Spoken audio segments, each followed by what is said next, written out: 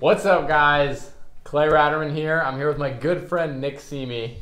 So guys, today's episode is going to be pretty crazy because Nick is actually a fellow walk-on at Ohio State. He walked on with me, and basically we have a pretty crazy story. We met in college and then ended up walking on together, becoming super good friends. So in today's video, we're going to be telling you guys about pretty much how we met, and how we sort of crossed paths and then ultimately walked on together. And hopefully you guys can learn something from this. And I guess our goal is really to just, teach you guys as much as we can about the process that we went through. And hopefully you guys can do the same thing and find yourself a fellow walk exactly. On a team, right? Yeah. All right. So we'll dive right in.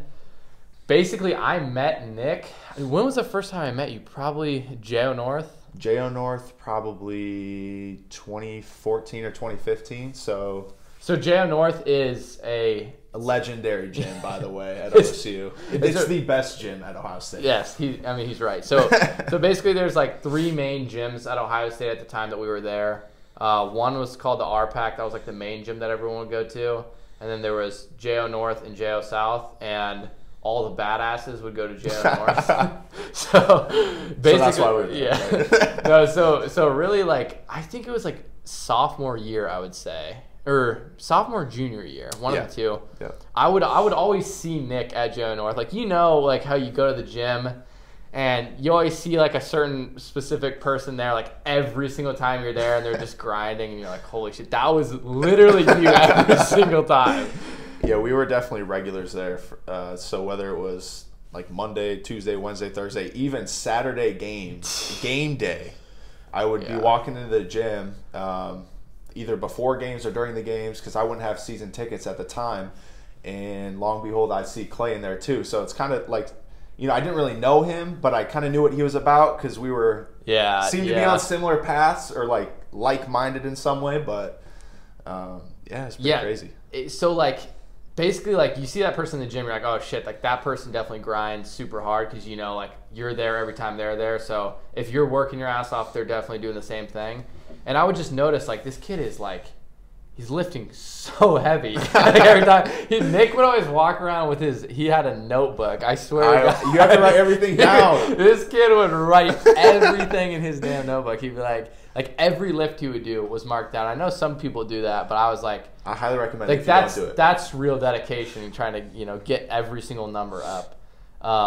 So I noticed that, and then I think one day I was benching or something like that, and it was late at night and nobody was in the gym, and I think I needed a spot, or he randomly asked if I needed a spot or something like that, and then he spotted me and we were just chatting about football and our previous where we went to previous sports, what we played, why we were working out so hard and shit.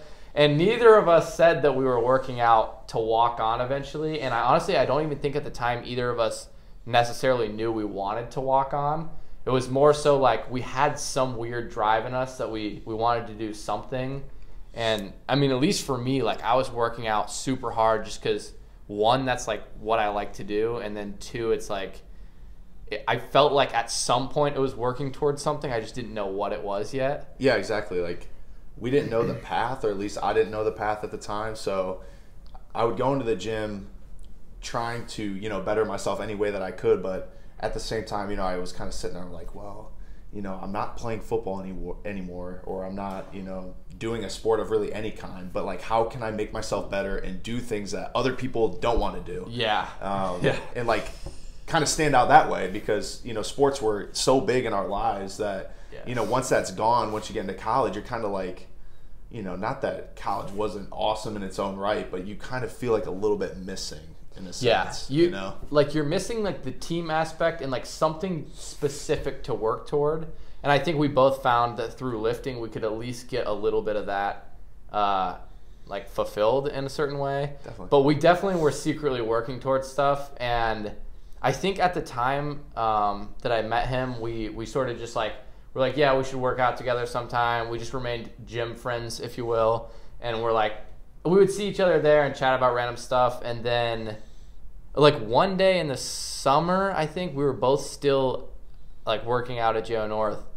And Nick basically like, I think he asked me like what I was training for or if there was anything specific that I was training for. And at the time I had actually just figured out, if you guys know my story and you've watched some of the previous videos, you'll know like a little bit about my walk-on story, and that at the time that I was about to walk on or do my first tryout to walk on, I had American Ninja Warrior that I was preparing for to compete on. It was actually, I flew out for a Ninja Warrior the exact same day that my walk-on tryout was on.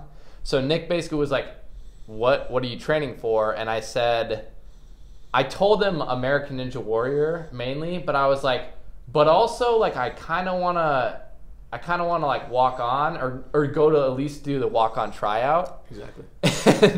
It was funny too because my former roommate at the time, so I was at Ashland before, so I can fill you guys in on my walk-on story, in another video. But my buddy Tom at the time, who was also from Ashland, who transferred down to Ohio State, he was kind of asking me, do you know anything about the Ohio State tryout? And at the time, I was really done with football because I've had previous shoulder surgery. So once I heard that Clay was going on, and going to the tryout, I asked him, I was like, yeah, that's what hey, it was. I have a buddy that wants to, yeah. try out. But like, I think he secretly thought that I was going, I was like, hey, asking for a friend. Yeah. But it wasn't that. It was truly asking for a friend at the time. Well, like I was being like weird about it. Like I wasn't like, I knew that I was preparing for the tryout, but I was also heavily preparing for Ninja Warrior. So I was like, yeah, I'm preparing for Ninja Warrior, but also there's a side tryout thing that I'm going to do. Like I'm just going to go to the tryout and see what happens. But really in my mind, like I had trained my ass off for the tryout already. So I knew that I was going to go try out and do the best that I could. But Nick was like kind of interested in the tryout thing. And he was like, yeah, my friend really wants some information. So then Nick had my number and he texted me and he was like, hey, what's all the information for like the walk-on tryout? My roommate or my friend really wants to go. And I was like, I literally was like, oh, okay. Yeah, okay, like, your roommate. Yeah, so Your I was buddy. like, I thought he was like legitimately like asking so that he could go. And so I told him like all the information stuff. And I was like, yeah, if you want to do it, like we should do it together. And then turns out I, went to that initial tryout, and you guys have probably heard this before, but they didn't have any roster spots at that initial tryout that I went to that was on the same day as I was supposed to fly out for Ninja Warrior. So I went to that tryout, did not get a spot on the team, flew to Ninja Warrior, competed there, came back home, and then I connected with Nick in the gym again like a couple weeks later, and I was like, oh, dude, did you like, I didn't see you at the tryout. Like, did you ever like... Because he thought I was going to the tryout. I thought he was going, and so I knew...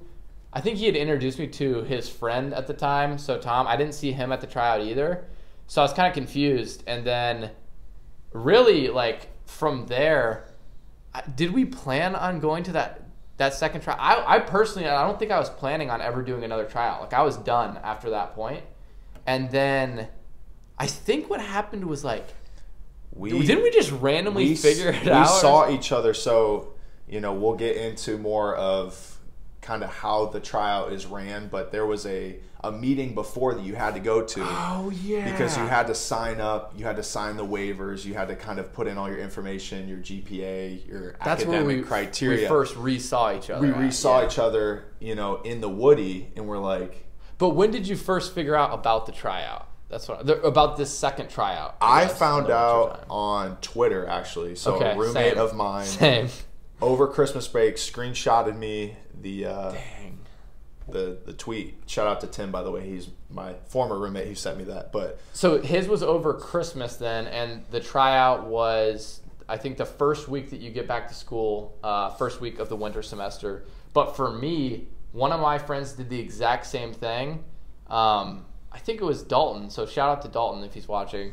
He screenshotted one of the tweets and sent it to me, and it was actually the day of the meeting that we were supposed to do. So I didn't know about this next tryout, was not planning on trying out by any means, but I had consistently been training just like I know he had, just for no reason. Like in my head, I just thought like there's always going to be an opportunity that presents itself in some capacity. So I was always training hard.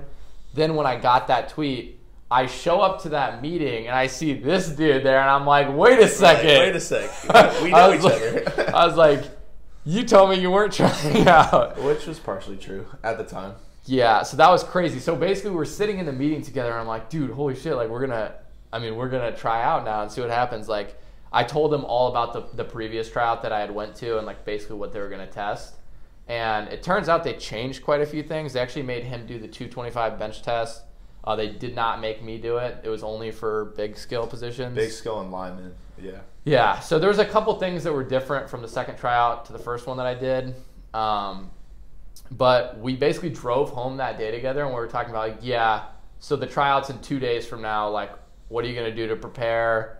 What are we going to do if we make the team? Is there any chance that we make it? We sat in the car for probably like a half hour. I remember it was like raining after the meeting, and we were sitting in the car and we're like trying to strategize the next like 48 hours, like how we were going to go about. Yeah, like I was trying to give him like the tips that I knew from the previous tryout that I did, but it was I mean, we both had no idea what they were really looking for and how they were really selecting people.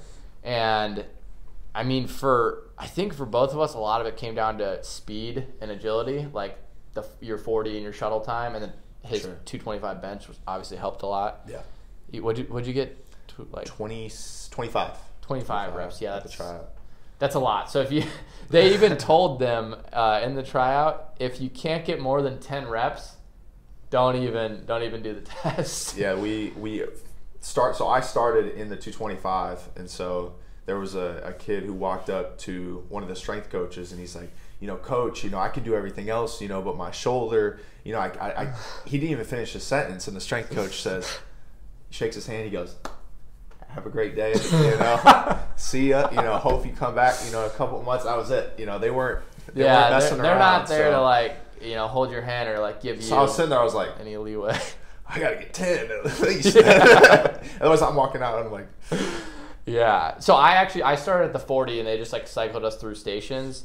But like that day was so crazy because like basically what happens at these tryouts, and you guys, I'm sure some of you guys have seen my other videos, essentially like you go through every drill, you have a little slip of paper, and if they take your slip of paper at the end, that means they want you to stick around, or at least this is how Ohio State did it, they want you to stick around after. And if they don't take your little slip of paper, just see ya. Goodbye. Yeah, so it's like it's pretty crazy, and really only one person decides. The walk-on coordinator at the time was the only person that really decided if he was going to take your slip of paper or not.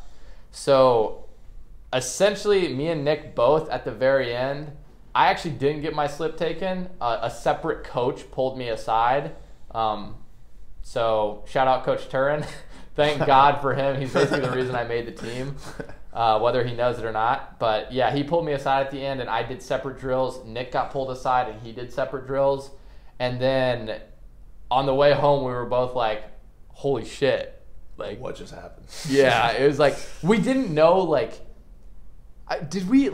it was like almost like we made it and we knew we made it, but we weren't sure yet. Yeah. Like, they didn't give us the certainty, like, you made the team. They were like, we'll talk to you soon. And yeah, we were it's like you had to still go through more steps. They made it seem like, yeah. All right, you did this. All right, we're just going to take your paper. Now we're going to check your academics, and then we're going to check, background, and then then you're going to have to pass a physical. So like, it's like, did I do well? And then they were never like, great job, you did it. They're just like, not much feedback. They literally just at the very end were like, we'll be in contact, and that was all they said. And we were like, okay.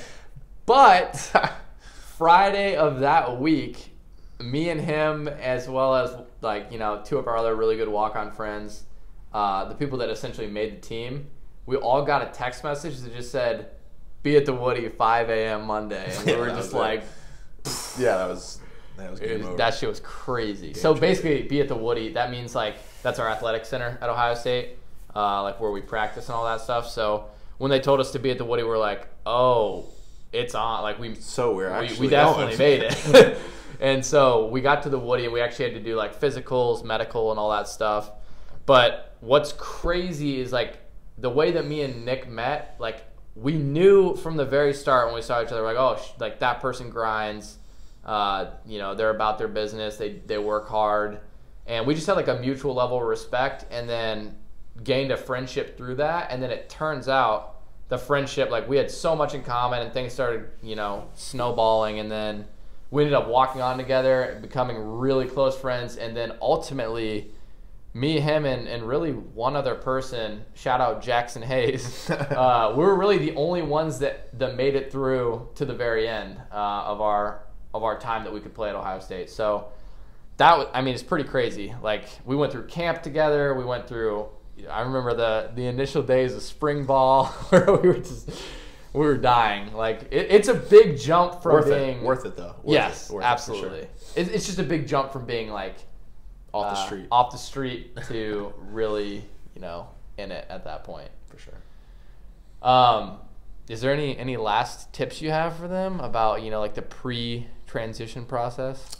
I think, the biggest thing, like we've been talking about the whole time, I couldn't have done it without someone else. And, even though I didn't know who that was at the time, obviously I had Clay, whether I didn't, know how things were going to end up, or I didn't know he was going to make the team or I was going to make the team, but just the fact that I had someone there, at J.O. North, and obviously once we get on the team, it's like a close band of brothers within the grand scheme of the team. Yeah. So like your team is your brothers, but those initial people that you come on with and they're there from the very start, it's crazy because they're going through exactly what you're going through, and you can talk to them about every step of the way. If you're confused about something, or if you're struggling, you're not doing well in something, those people are the ones that are going to be like understanding exactly where you're at. So yeah, dude, to be able to go through it like specifically with you was like insanely helpful. Like, I feel like if we weren't able to do it together, it would have been 1,000 times harder. So I highly encourage you to at least try to find someone, a training partner, someone to work toward those goals with, because yeah, like he said, it's a really hard task to accomplish. So hopefully this video has helped you guys. It's a little bit long-winded, but our story definitely was awesome. Obviously, he's visiting me here in Texas now. That's where I live. So the friendship grows strong. We're actually going to both be groomsmen in Jackson's wedding. So shout out to Jackson. The football brotherhood is strong. So we're going to continue to make videos together, help you guys out. Stay tuned. Let us know what you guys want to see. If you have any questions at all, reach out to him on Instagram. Reach out to me on Instagram. What's your handle? NickSeamy _. Okay, and then mine's Clay Rat. I'll put both of them in the description below. Make sure you guys subscribe. And then Nick's going to have his YouTube channel set up and started here soon, so make sure you guys subscribe to him. I'll plug him once he has his channel going. We're here to help you guys with the journey. We know how it is to feel completely in the dark and have no idea how to get this process started. So like we said, we're here to help. Stay subscribed, and we'll see you guys in the next video.